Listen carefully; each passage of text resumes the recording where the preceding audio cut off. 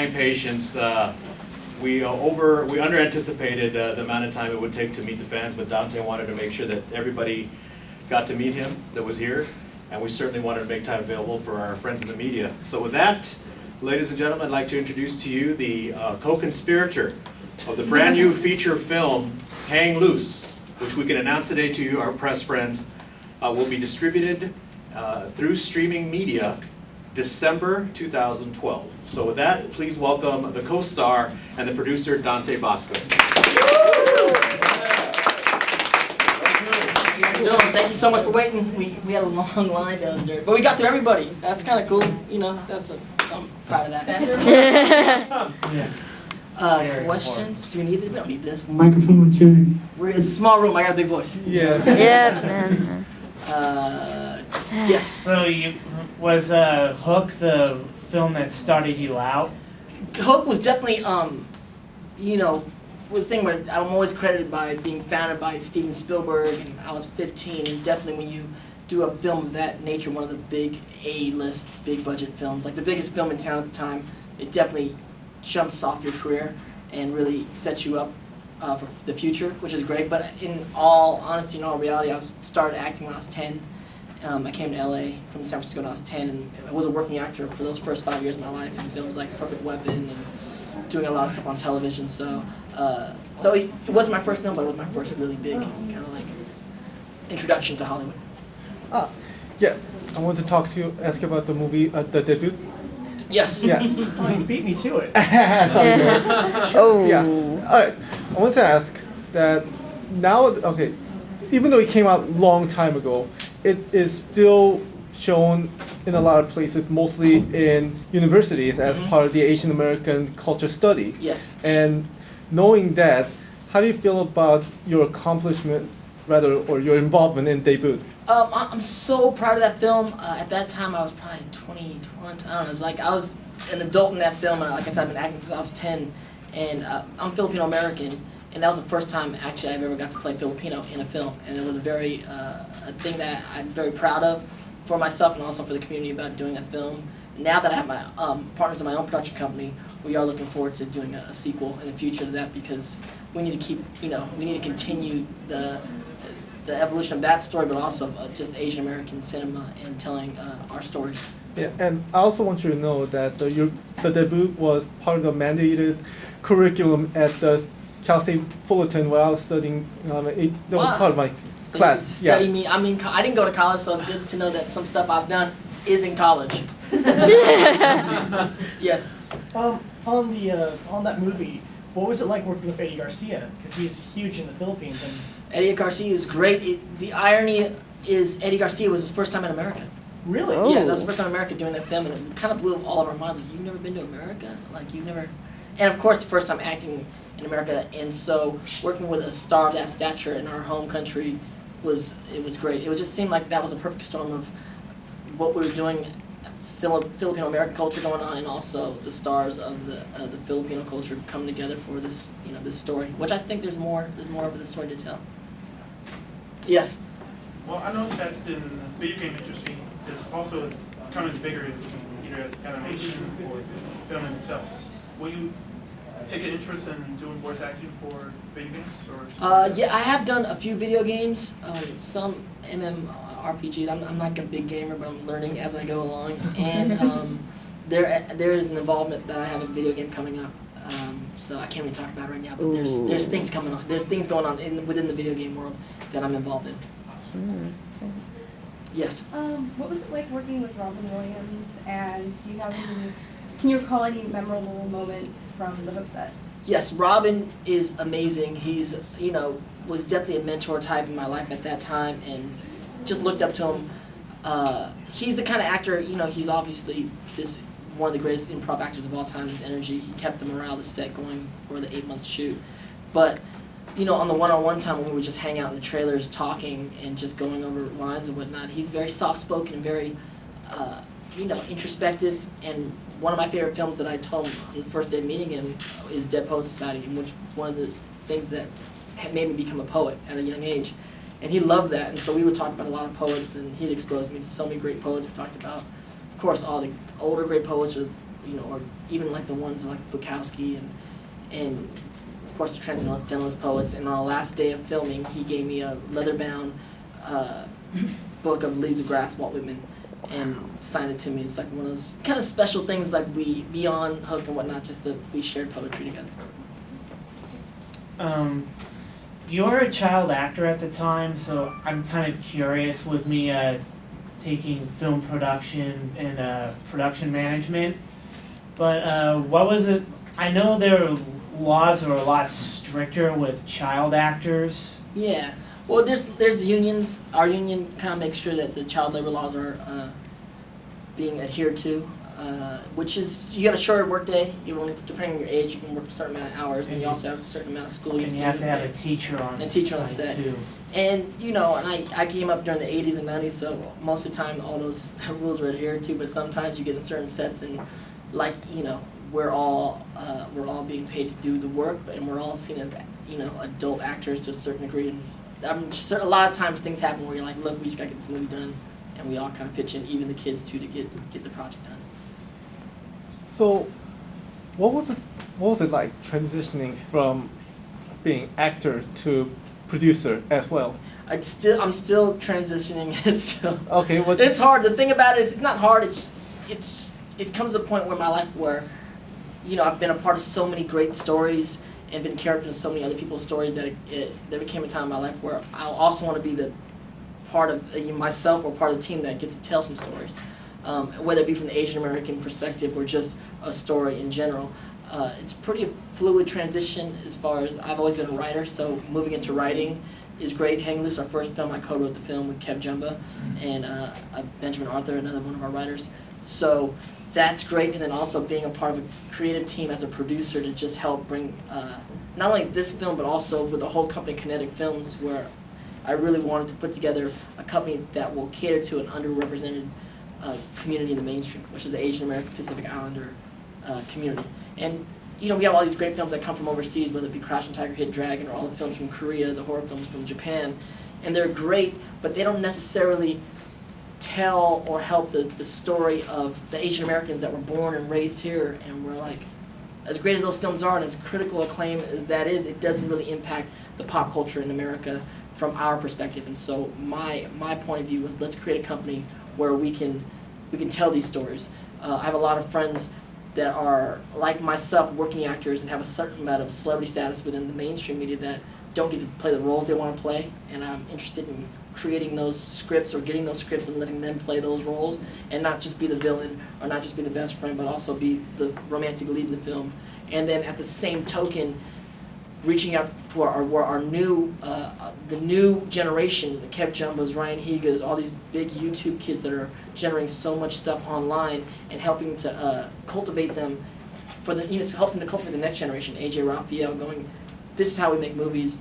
These are scripts. Let's just create product. Let's work with let's put me with Kev Jumba. Let's do a film together. And there's so much that we can learn from your generation, and there's so much our generation that your generation can learn from our generation. So it's just one of these things. If we can really make this happen, really find a self-sustainable model with Kinetic Films, and be a part of the whole Asian American movement, which is happening right now. Yes, question? Going off of that note, what do you, as an Asian American, or rather a non-Caucasian actor, what do you think is the reason why Hollywood fears seriously producing a work that focuses on an Asian American hero? The thing about it is, for a lot of years we get a lot of conversations about it, and it's racism or it's this or that, and I don't really think it's that per se. What Hollywood is, quote unquote Hollywood is, it's a business, and so like any business, they're just going where the numbers are at. And because Asian America hasn't proven itself as a monetary, quantifiable product to sell to, they're not going to put big money behind it. That also leads our company to going, if we can show them for greater or lesser what the Asian American market does, then it becomes more of a market where they will cater to it more. At this point, Asian Americans, I was in a PR meeting a few years back for a film, and we were talking about promoting to the Asian American audience to a PR company, and they go, this is maybe 6-7 years back, and they go, well, we don't we don't promote to the Asian American audience. And you're like, what? This is an Asian American film. And they said, well, this is the deal. Asian America is, is quote unquote the model minority. They live in the neighborhoods they want to live in. As a broad stroke, they drive the cars they want to drive. Their kids go to the schools they want to go to. Whatever we sell to quote unquote white America, Caucasian America, mainstream America, Asian America is buying it. We already have Asian America. Why would we spend $1 extra when we're already getting their money? Which is, as a business standpoint, as a businessman, you go, well, I totally agree. Why would I spend an extra $1 for something that I'm already getting? So it doesn't behoove them to create that. It behooves our own community to create this for ourselves, and to we're a part of the American story. We're a part of this fabric of what America is, and it's on us to cultivate our own voice within what's going on. And it's not an anti what's going on in the mainstream. It's an inclusion of these are also stories. These are also characters that we can play, and it's really on us to do it for us. It's I think part of the mindset of a lot of us coming up when the debut was made, when a lot of films came out that year. I mean, Better Luck Tomorrow, debut, Flip Side. A lot of Asian American films came out, and I think as a group of filmmakers at that time, we thought, oh, we're gonna get co-opted by Hollywood. Hollywood's gonna say how cool it is to be Asian American, and then they're just gonna start making Asian American films. That didn't happen. And so that's not what's gonna happen. What's gonna happen is it's us making films for us, by us to a certain degree, and if the numbers show, and if it's not, it'll spread. It's like African American filmmaking. It's not Latino filmmaking. It's you do some stuff and you make it for the community. And if you do 4 or 5 films a year, if we did a film a year since debut, it was over a decade ago, we'd have 10 films. And we wouldn't be the only production company doing it. 2 or 3 films, you have a half dozen films more, and out of those, 1 or 2 of those are going to be really, really good and maybe cross over. And beyond that, you'd also be able to have something for the Asian American audience to watch on a semi-regular basis. And I think that's part of why all these Asian American stars have blown up online, because that's where the kids of this generation can see their likeness. Questions? I know it's getting all political and deep. Hey, it's Yes, fine. Little Bo Peep. I'm gonna ask something crazy then. What was your reaction in the Homestuck panel where that moment between Hussey and Rufio? That was crazy. That was crazy. It was just, the whole Homestuck world is already just this crazy, wild world. My whole adventure within this Homestuck fandom and starting to read it just as a fan myself and getting into it, it's been a crazy adventure. And then sharing it with tens of thousands of people online, live blogging as I go about it. Like I said on the panel, it's a very unique experience. And so I actually, by the time I got to that part in the piece, I totally forgot that I was in the story. You're like, oh, why am I reading this? It's just a crazy story. And then you pop up, and then, then I'm kissing Andrew Hussey, and it's like, what is going on? And again, there's a lot of things in the story that I don't quite get, but I get in some kind of strange level. I'm sure I'll sit down one day with Andrew and we can talk it out, and he'll explain to me. And I wonder how much he totally understands. He said in interviews like, yeah, some of the stuff I wrote earlier doesn't pertain to stuff I'm writing now. So it's just fun. It's just a great story. It's a great adventure. Thank you. Now, I'm sure this has been asked so many times, but whatever, I'll bite the bullet.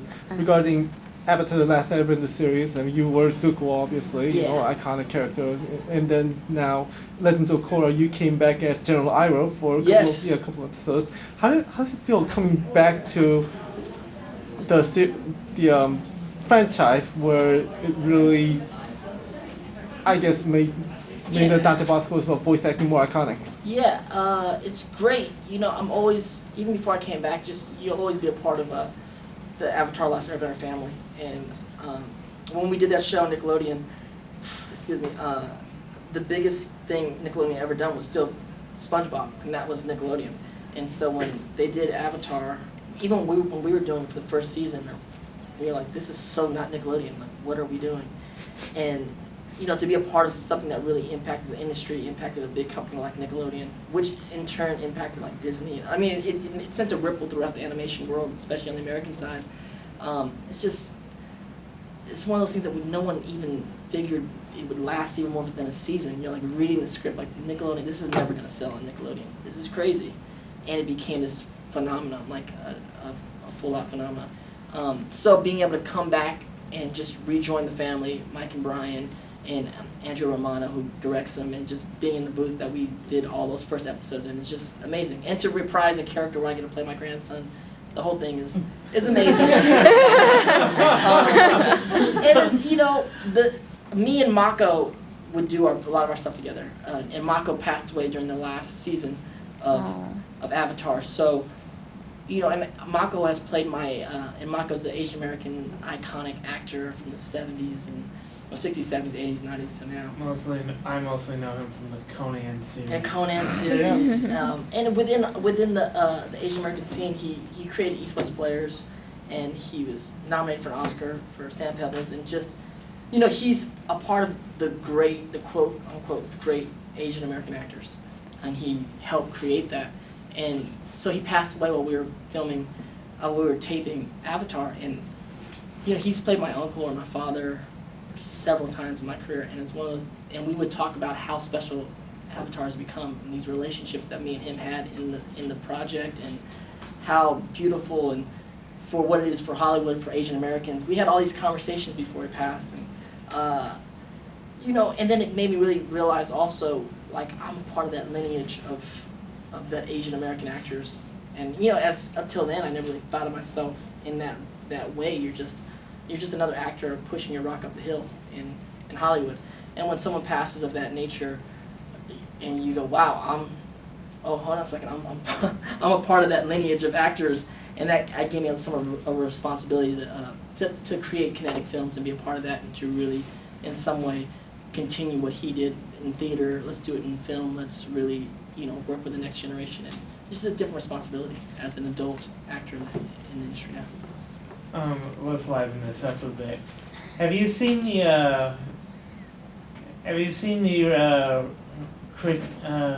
a review someone did of the Hook movie called The Nostalgia Critic? No. What did it say? He's Was it crazy? he said it was good, but it had bad points. It did. I mean, it was not a perfect movie by any means, you know. And it was we tend to look at our stuff in the past. I mean, it became this cult classic. Even when it came out, it didn't. Although it made a lot of money, it didn't make the money that they wanted to make. It didn't have the critical acclaim that they wanted it at the time. Because you know, when you're doing these films, like all kinds of crazy stuff is talked about when you're on the set. But Rufio became this iconic character out of the film, which is amazing and something you don't really ever plan for.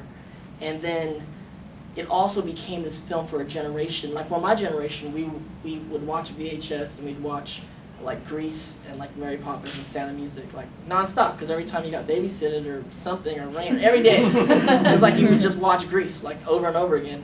And so for the next generation that grew up in that time, and I can't tell you how many kids I meet that are adults now that go, dude, I must have watched Hook on VHS or on DVD 1,000 times because it was that same experience. A handful of movies for every generation become that movie, and with every new generation coming up, there's like going to be that one of those films. It's probably like 1 of 5 films that kids will watch ad nauseum.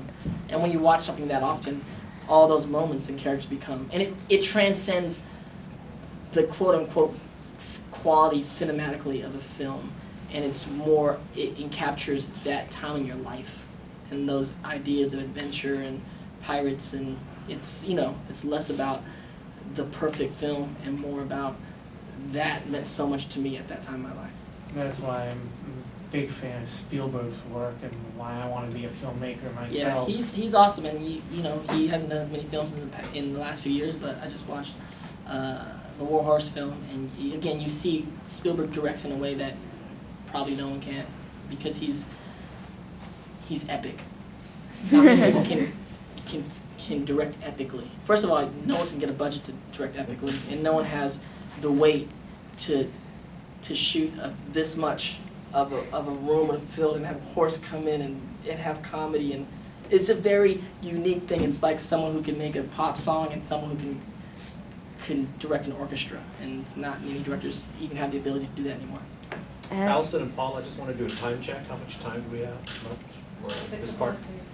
Okay, we have a so few more questions. Probably room for two more Two more questions, questions? and then we'll break into very quick one-on-ones. I apologize, we have to truncate that as well, but we wanted to save room for you guys at one of the one-on-ones. So two more questions from Awesome. this point, please. Question? Hi. Sorry, it's just just holding camera. okay. So yeah, I grew up with Hook. It's an amazing movie, and God. So I was kind of wondering, what would if you ever have like this one time of a huge struggle that as an actor that you just couldn't push through? Yeah, I think we all do as actors. It's a hard profession, and I've been in town 27 years, and I've been fortunate enough to be a working actor and to pay my bills and live the life that I live through acting, and it's an amazing thing. And I tell actors all the time coming to town that it's a hard business. So with that, it's less of a don't look at it as a business and don't look at it as a job. It's just a lifestyle, and either you buy into the lifestyle of the artist and you come and join the circus with us, and we go live that life, or you do the other thing, and it's neither one is better than the other. It's just it's an incredibly different lifestyle.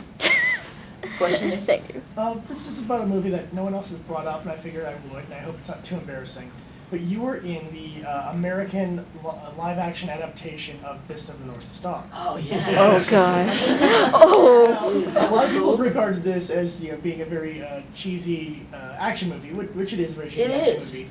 But what were your experiences on the set working on that, and were you familiar with the source material? I was not at first. Of course, once I got, once they gave me the part, they gave me all the comic books I could read through and I can check out. And my memories of that, yeah, it's a cheesy, crazy film with Gary Daniels, and actually there's cool fight scenes and some really crazy effects that were going on, like these micro, low budget filming of this madness. But my biggest memory is two things. First of all, is I dyed my hair blonde, so I was like, I had blonde hair. That was like the first, and I actually did blonde again for another film years later. It's the first time I had blonde hair, and that was pretty cool. It was in the 90s, and I was like this kid with blonde hair. And then the second was, it was with Chris Penn, who was a very good friend at that time, and had passed away recently. His son is half Filipino, and we had this real crazy connection because he's like, when my son saw you in the movie, it was like this big thing, the first time you ever saw a Filipino person on screen, and it's in Hook. And just the memory is, which is funny, is hanging out with him, because it was the night, we were filming the night O.J. Simpson is taking off. He's getting chased during the chase, and we're on set, and the whole thing shut down, and it's me and Chris, like, in his trailer, like, watching this whole thing. And he's telling me, man, I think he's set up. Chris Penn's like, I think he's set up, man. I got set up once, and this really feels like that. Then one last question for this One last portion. question, yes.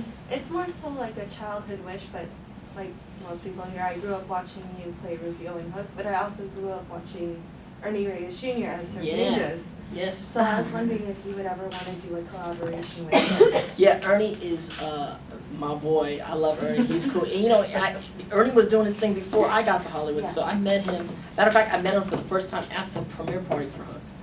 And we're still friends, and he's been in and out of the business, going back to the fighting world and coming back, and he's a father now, so things have changed for him, but I definitely would love to collaborate with him in the future, for sure. Ernie's a really good dude, and as far as a martial artist, he's the truth, for sure.